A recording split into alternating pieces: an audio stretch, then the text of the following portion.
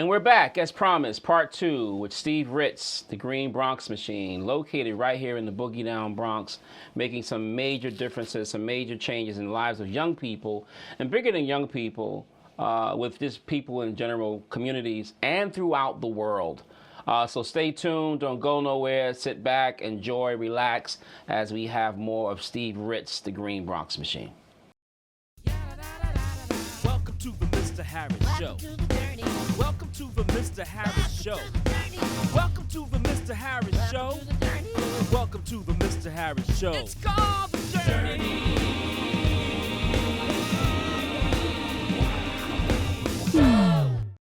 Let's keep moving through the room. Well, let's stop here at our famous Wall of Fame. And there's a picture of me with a full head of hair. Wow, that's a handsome guy right there. That was a handsome guy, but we go forward. Wow, yeah, I see Jennifer Lopez, I see the Pope, I see Oprah Winfrey. Oh, I see the President of the United States, our former President of the United States. How do you end up meeting all these people? Man? You know, the internet is a powerful tool. But remarkably, this classroom in the middle of the South Bronx has hosted visitors from 60 countries. So people come from all over the world basically to visit us, which is remarkable. And yeah, there's Dr. Betty Rosa. We've had every mayor. This was a great meeting. I'm thrilled about that one. But this one's real important to me. And this is the good old Rev, who I taught no justice, no peas, because food justice is racial justice to me. And who has access to what, where, and when, and how, at what price determines everything. So as you know, right up the block, it's hard to get fresh fruits and vegetables. My goal is to make sure every child and every family has healthy, fresh vegetables at a price that they can afford and access to them in school. So being involved with Rev is kind of cool. Believe it or not, the only program in New York City to have won an Emmy Award. What? This is the real deal. What? Yes, that's a real Emmy. Episode 808. First, I want to thank Donnie Eisner for his support, my management team. I always wanted to do this for just believing in me. And Mom, I love you. Mom, I love you. You got this down, man. You got Hey, the acceptance. hey. Maybe this episode will make it. How did you get this? A total shocker. We were featured in an episode called Growing a Greener World, which is a national gardening show on PBS by my friend Joe Lampel, who took a risk coming up here. Couldn't believe we were gardening in the Bronx. Embedded himself here for a week to learn about the programs we have at school. Wound up producing a special, episode 808, Growing a Greener World. And wouldn't you know, 1 year later, it won an Emmy Award. And it just speaks to impact. Wow. Come on. Yeah. Guys, Rick, Edgar, get on your game. I want an Emmy. All right? You deserve an Emmy. Come on. 2 back-to-back Social Innovation Awards, 7 Anthem Awards. We just won Fast Company's Most Innovative Company, which is really unbelievable because Fast Company is some good company to be in. And we did it basically by being innovative, by being creative, by being low cost, replicable, scalable, everything that we do, no heavy overhead. This is our mission, to empower schools everywhere to get on board and do it today. And in fact, believe it or not, when I built this thing, every single thing down to the bookshelves is on wheels. The only thing I left without wheels is the awards, because if they throw me out of here, I'm going to leave this to remind them. But other than that, you can put all this together in under a day. And that's the whole idea, low cost, no school construction. So talk on that, right? So like, what's the message for educators, teachers out there who say, that's great, I can't do all that, I don't have a budget, my school doesn't have that, I don't know a lot about that. What message would you give those folk who think they can't do this because they don't have? Well, I grew up in that mindset, but you know, I believe, and you know this, we're looking at the next Barack Obama, the next Kamala Harris, the next Sonia Sotomayor, each and every day in front of us in our programs. We've just got to create the programming. And in the 21st century, if you can't do something smart and quick and nimble, you're committed to the past. I am not committed to the past. I am solely committed to the future. And the bottom line is there is so much technology out there that works. What we need to do is provide it at a low cost, make it something that is grant applicable, and then provide the professional development and resources to empower teachers. They don't need another brick on the pile. So when I wrote the curriculum is supported by principals and superintendents because it's about education. It's not about what I want to do. It's just using this as the lens for all of education. Now, if you want to garden, there's nothing better to garden with than this technology here. But if you want to grow high, productive, happy, healthy, engaged students around science and STEM and technology in communities that are plagued with obesity and healthcare issues, you do it with food. because the most important school supply in the world is food. Right.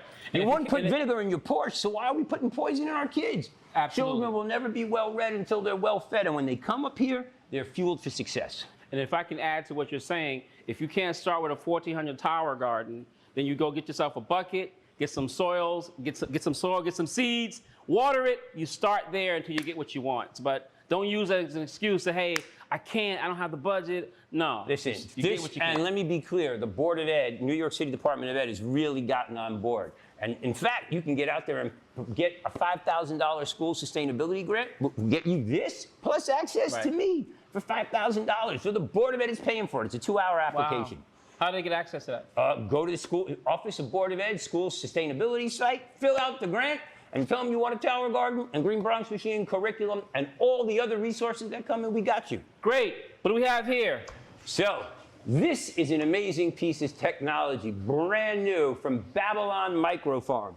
Babylon Microfarms was visited by, and I will share my politics, well, we'll know by the time this aired whether or not she won or not, and I'll leave it at that. But recently, Vice President Harris went down to Richmond, Virginia to cite a company that was doing amazing work. That company is Babylon Microfarms. And Babylon Microfarms has products that are built in America with American technology in marginalized communities. And basically, they specialize in hiring black and brown youth to do things at living wage to create meaningful opportunities. And they created this thing called the Gallery.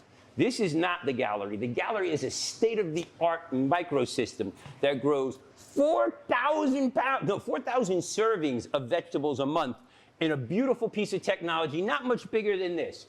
Fully automated, you see cameras, you see remote sensors, you can control the nutrition, you can control the plant outcome, you can control the watering systems. These are in some of the most beautiful boardrooms. They're even on cruise ships right now.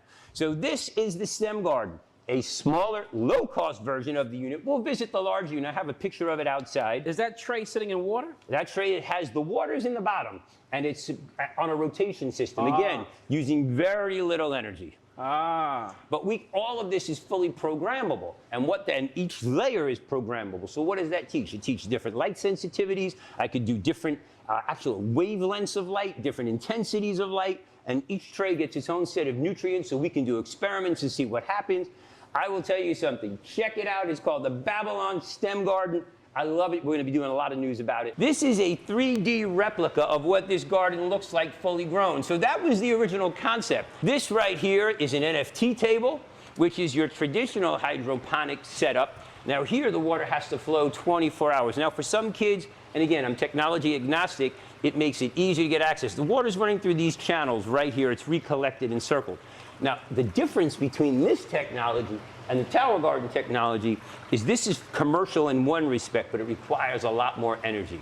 And it's really important to understand that because I'm here not to advocate for any industry, but to advocate for learning. Yep. However, the flip side is with some of this, some kids prefer this because the lights are down low. You can have the lights on, they don't bother your eyes. The one thing I learned, if the light bothers your eyes, guess what? Turn the lights on at night and tell the kids, it's daytime is nighttime because the plants don't know the difference. But you were talking about innovation before, and this is something really interesting I want to show you. We have become one of New York City's premium seedling providers. Our kids. So when I talk about growing a whole economy, here's a 4x4 tent. Now, some of you have used these tents for other things, particularly other products that you don't eat. And I will tell you, I get a lot of reports from children saying, I have someone in my family growing happy plants. And when I say, where are they growing them? In the closet. It's important to understand what goes on in your community and use it as a talking point. But for just $200 with a grow tent, $99 shelf racks out of Home Depot, and a simple timer, we grow thousands and thousands of seedlings a year. Wow. Now, a seedling costs $1, so do the math. Thousands of thousands. Every flower that went home for Mother's Day was grown in this class. It started here. Every plant that you see downstairs in our garden, which, by the way, is the most productive school garden in all of New York City, starts here with a kindergartner who plants it. We give it to a first grader. We get it downstairs, and our food is still growing. So it's a super effective way of teaching kids how to grow food. We use different colored lights for different intensities, so there's a lot of teaching here. And again, this whole thing, under $500, but pays for itself in 1 month because my seedlings are ready in 7 days. Nice. There's a street named after you yet? Well, no, we're working on it, so that's got to be up here. Night, and then... And you'll wonder why we got paintbrushes here. These paintbrushes are so that children learn how to pollinate the plants, where they get to be the bee. So literally, we have the little ones come up here. They pollinate my tomatoes. This is a new unit from Crop King. Let me show you that downstairs. It's a desktop unit, super productive. Teachers, I can't say enough wonderful things about it. Here's a picture of the former chancellor. I just met the recent chancellor. Dr. Banks. And I want to, Dr. Banks, we miss him, but I hope his retirement is as glorious as his career. And this right here are our famous fish tank. Now, what's interesting is we have a collection of rare Japanese koi as opposed to traditional fish. Although 3 of these little fish were gotten for 10 for $1, and they survived. The nice thing about koi is they don't kind of cannibalize each other. So everyone schools together. And these fish are vegans. So the kids come up here and feed them vegan sticks once a day. And they really, instead of big fish eating the little fish, which can sometimes be traumatic for kids, some kids love it, I'm not going to lie, but little kids got traumatized. Instead, we've incentivized behavior. We get to come up here and feed the fish. But the big white one, his name is Seymour, spelled S-E-E-M-O-R-E, because we want children to see more of the world and see more of themselves and living things. So that's it.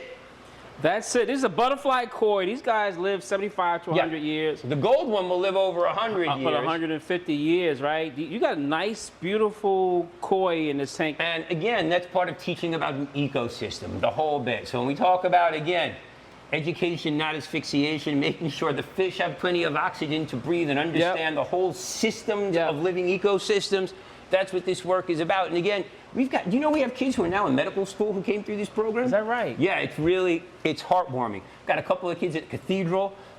It's really, and nothing feels better than seeing your kids go on and thrive. But come on outside. I got something else I want to show you. And then we'll call it. And there's more. Is that Ritz Jr. in the back? That was me with a full head of hair, man, when I started.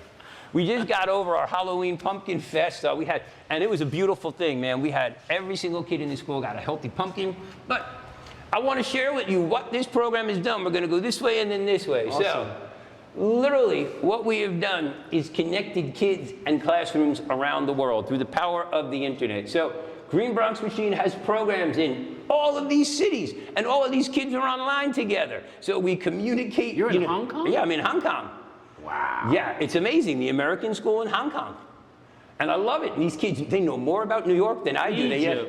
We've been to Egypt, we've been to Qatar, we've been to Chicago. This year I'm expanding to Baltimore and Houston. In fact, I'm on a plane tomorrow going to Texas. The following week I'll be in California, and then at the end of the month I'm going to be back in UAE for the largest day of service. I'm getting 100,000 kids together to come and clean the beach and then go clean the desert. You know why?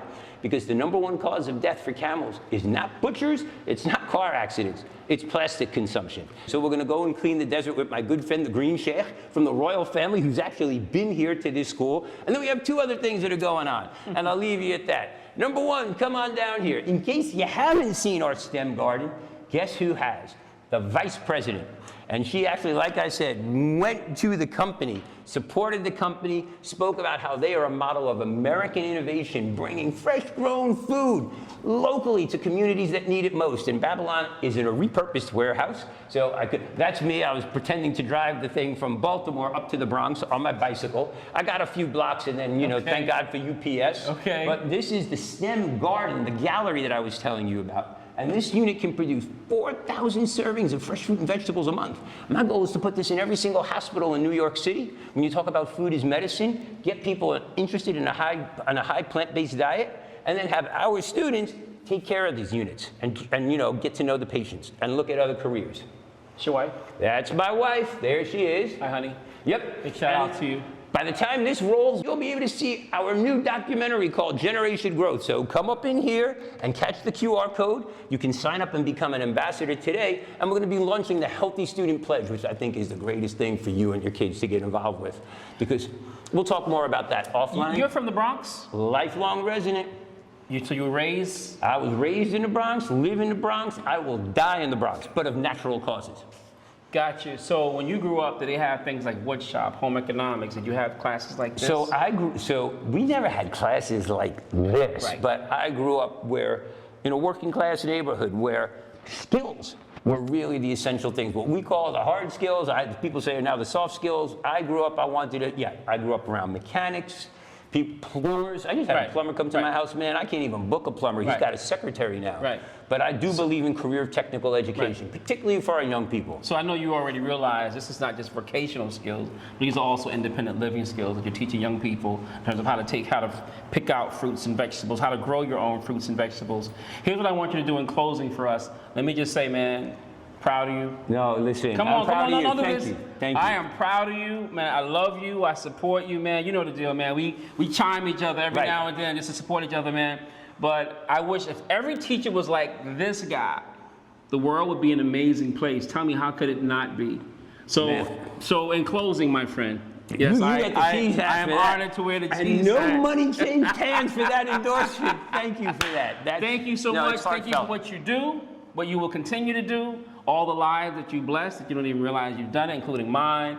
Man, love you, bro. No, thank you. All right. We appreciate you. And get out and support his program. Come visit us. I have an idea. We got to talk offline. All right. We're going to talk offline. Thank you guys for tuning in. All right. Talk to you later on the journey. Welcome to the Mr. Harris Show. Welcome to the Mr. Harris Show. Welcome to the Mr. Harris Show. Welcome to the Mr. Harris Show. It's called The Journey.